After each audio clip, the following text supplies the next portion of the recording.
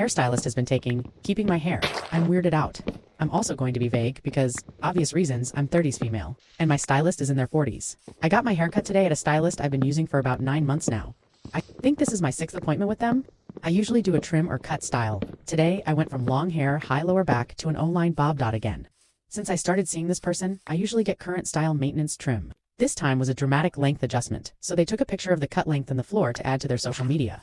Then, intending to add before after hours too. That's all totally fine and normal. They go grab a broom, sweep up the hair, and place the dustpan on the counter for a bit. Again, normal. They grab the broom and pan and head to the back of the shop. They're gone a few minutes. No biggie. Then they go out to smoke dot. But here's where it gets weird. The bathroom is in the back of the shop too. I need to go and step into the back. I don't really notice anything on the way into the bathroom. Go and start to head back out. But I notice my name on a small clear tote on the table. It has no lid, and it has my hair in it.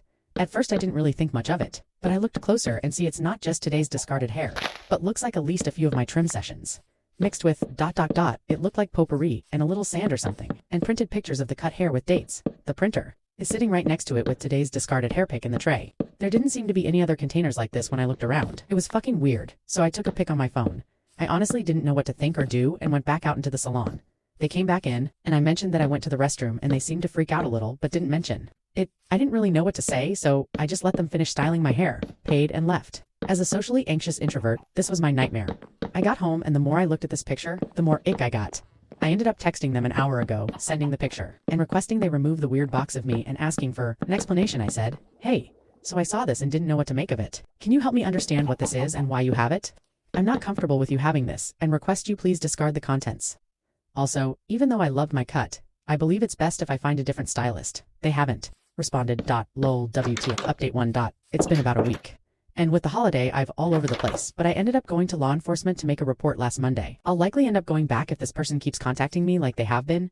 I'll give a little timeline. Last Saturday, haircut and discovered the weird tub full of my hair. Texted stylist about the weird tub and said I'd be finding a new stylist. Hairstylist didn't respond. This is where I left off in the last post. A lot has happened since then.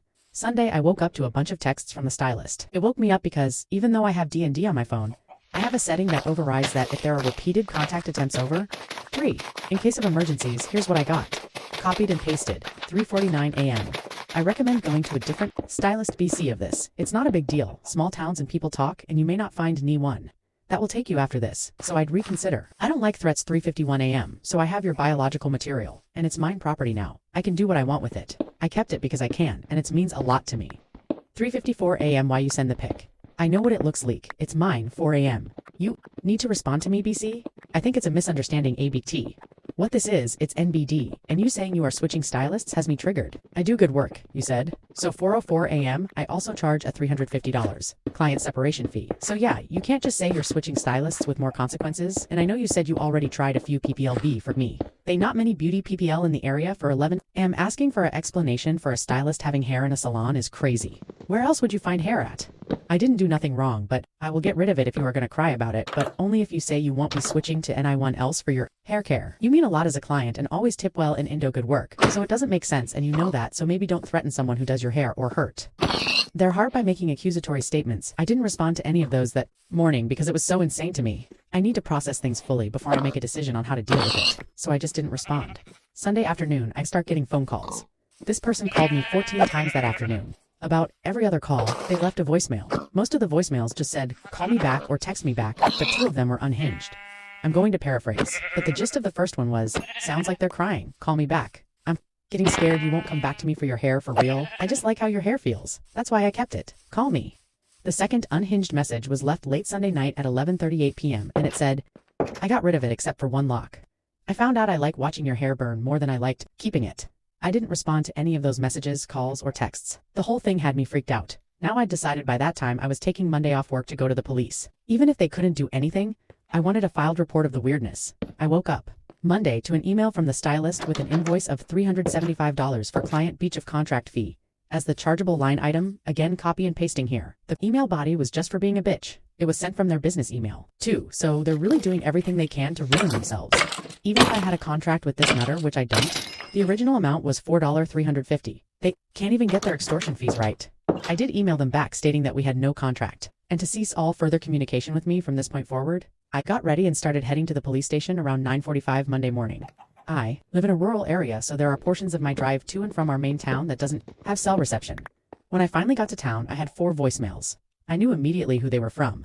I talked to one of the officers on staff. They took my statement, a copy of the email, asked me to forward all the texts and screenshots of the numbers of calls. They said, at the least, the calls and texts could be considered menacing and harassment.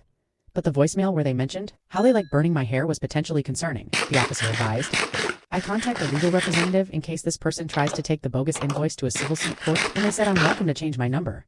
But having the piling evidence if they continue to contact me after, I explicitly told them not to, and the email would only help me. I reached out to a lawyer Tuesday and left a detailed message regarding the situation. They are apparently out of the office until next Wednesday for the holiday, so we'll see if they have any advice. I've since received many texts and calls from the stylist. They sent a happy Thanksgiving text on Thursday morning as well. Regardless, they are giving me a lot of evidentiary material to work with, but I'm so unsettled. I can't wait to hear from the lawyer this week. Asterisk mini update.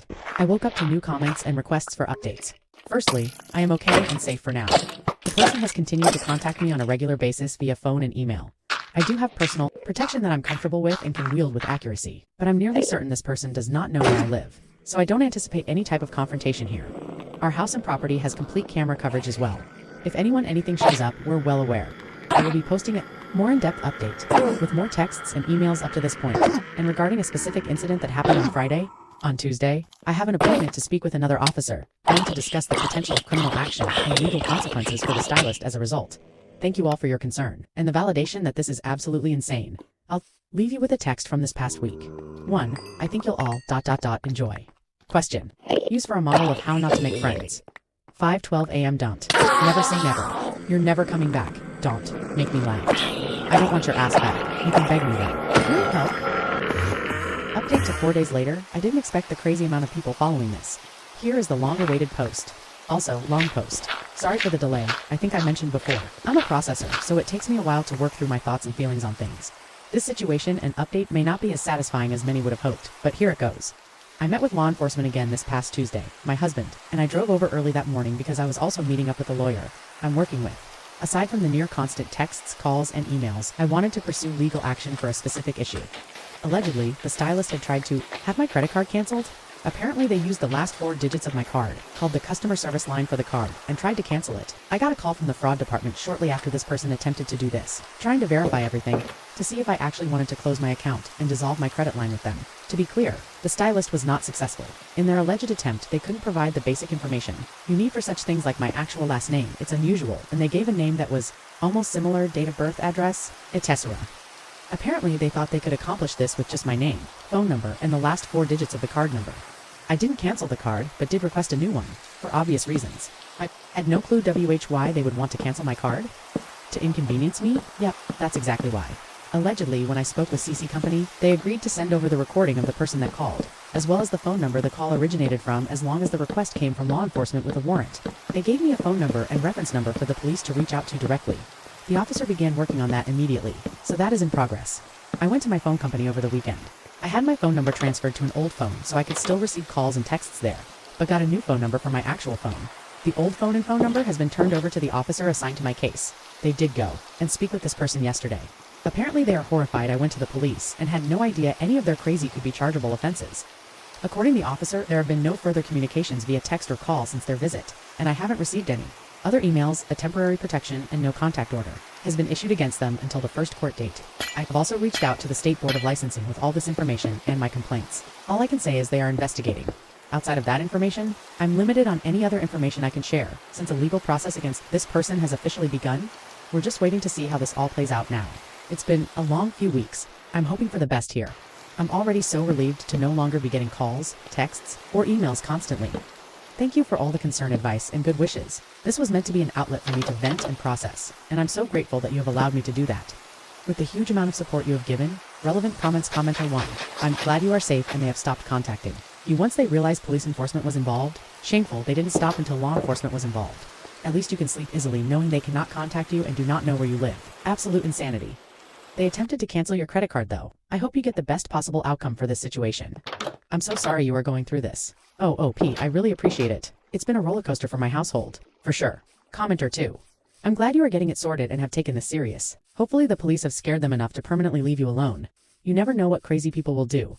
Oop, the officer implied that this person was legitimately Pikachu-faced when they showed up, and the lack of further contact indicates they really didn't have a clue that they were breaking the law. Commenter 3. People amaze me with how much crazy they think they can get away with. I'm so glad you are doing everything the right way. Oop, my lawyer has been critical in making sure I'm protected legally and physically. I'm starting to think this person was one of those who uses escalation to get their way, or intimidating people into doing what they want them to do. This time it backfired. Update 3, 13 months.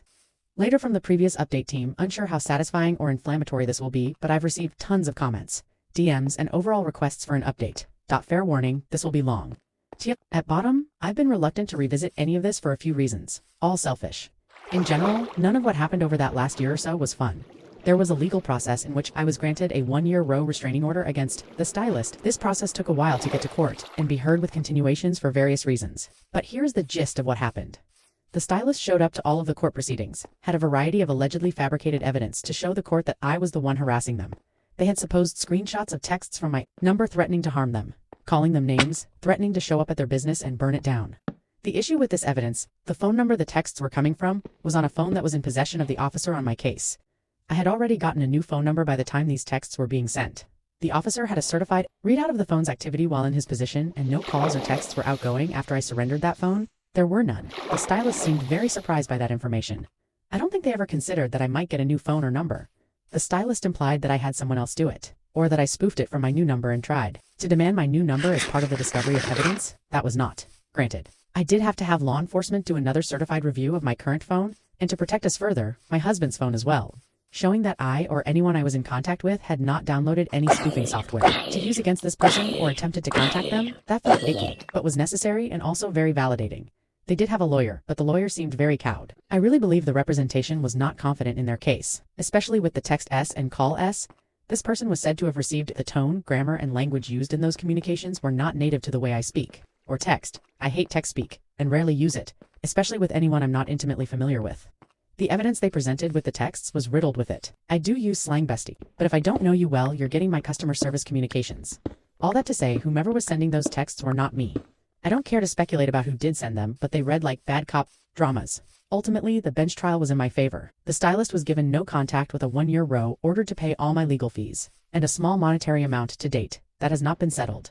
On to the aftermath. A few weeks go by and things took a turn. Random notes on my car would pop up when I would go grocery shopping about what a bitch I am and I'll get what's coming to me. Vehicles slowing down in front of our house and throwing eggs or honking their horn over and over in the middle of the night. I'm not stupid. I know who it is, and now they have my home address with all the row filings. Thankfully, I also have cameras everywhere on my property. I would call the cops. They'd say they would look into it. It would continue. My tire got slashed when I was at dinner with my husband. The restaurant did not have any cameras at an angle that would show us who, but I have a good idea. Their salon location was only 2.5 blocks away. Small towns can be great until everyone and their mama knows where you are when you're in town. This goes on for months. We make a report for each and every instance and occurrence. Finally, the cops really started looking into it more. We gave them everything we had. The car in the footage was not registered to Stylist. When the cops went knocking at the owner's house, they claimed they were paid to go piss at this bitch by Stylist, but thought it was a prank situation. They were cited for vandalism and disturbing the peace and were trespassed from our property. Their car was never near our property. Again, after that, Stylist was brought in for violating the row. I thought it would be over. Was essentially a slap on the wrist. Cycle continues. Stylist finally spends a few nights in jail after the 5th or 6th instance of violation, then Stylist files a lawsuit for defamation of character against me for, get this, $200,000. According to Stylist, my defamatory remarks cost them their clientele and license. I didn't know it, but their license had been suspended. I guess my report to the licensing bureau worked. Stylist claimed I cost their yearly salary of $200,000. What small-town stylist makes this? And demanded reparations for defamation, claiming that my row was granted under false evidence and cost them their reputation and livelihood. I contact my lawyer again, and we start our defense. Lawyer does all the lawyer things. I'm advised. I can countersue at this point, but I just want everything to be over. The case doesn't see a judge for a while. We go. Both sides are heard. Case is dropped without prejudice. At this point, we've had enough. Once the row is up for renewal, we make AD.